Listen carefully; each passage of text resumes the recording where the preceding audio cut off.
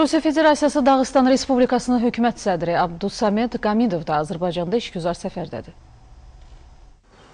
Nümayəndə heyətin üzvləri fəxri xiyabana gələrək xalqımızın ümumilli lideri Heydər Əliyevin xatirəsini ehtiramla yad edib, məzarın önünə əklil qoyublar. Görkəmli oftalmoloq alim akademik Zərifə Əliyevanın və görkəmli siyasi xadim Əziz Əliyevin xatirəsini anıblar. Qonaqlar şəhidlər xiyabanına gələrək Azərbaycanın müstəqilliyi və ərazi bütövlüyü uğrunda mübarizədə həlak olmuş qəhrəman vətən övladlarının xatirəsini ehtiramla yad ediblər. Əbədi məşəl abidəsinin önünə əklil qoyublar. Sonra qonaqlar Dövlət Bayrağı meydanına gəliblər. Məlumat verilib ki, Dövlət Bayrağı meydanının təməli 2007-ci il dekabrın 30-unda qoyulub.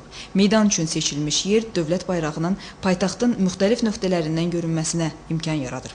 Diqqətə çatdırılıb ki, ümumi ərazisi 60 hektar olan meydanda inşa olunan dayağın hündürlüyü 162 metrdir. Bildirilib ki, muzeydə müxtəlif dövrlərdə Azərbaycan ərazisində mövcud dövlətlərin bərpa olunan bayraqları, həmçinin 17-18-ci əsrlərə aid gerblər nümayiş olunur. Burada Azərbaycanın müxtəlif illərdə qəbul olunan konstitusiyaları, poçt markaları, pul nişanlarının nümunələri, orden və medalları da var. Sakit Ocaqlı, Zaur Dadaşov, Vüsal Əyyub qızı, xəbərlər.